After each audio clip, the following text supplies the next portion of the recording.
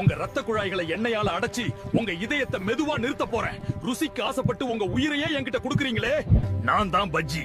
என்ன அதிகமா சாப்பிட்டா உங்க ரத்தத்தை ஓட விடாம தடுத்து உங்க உடம்ப சீக்கிரம் கெடுத்துருவேன். யோசிச்சு சாப்பிடுங்க. நான் தான் புரோட்டா.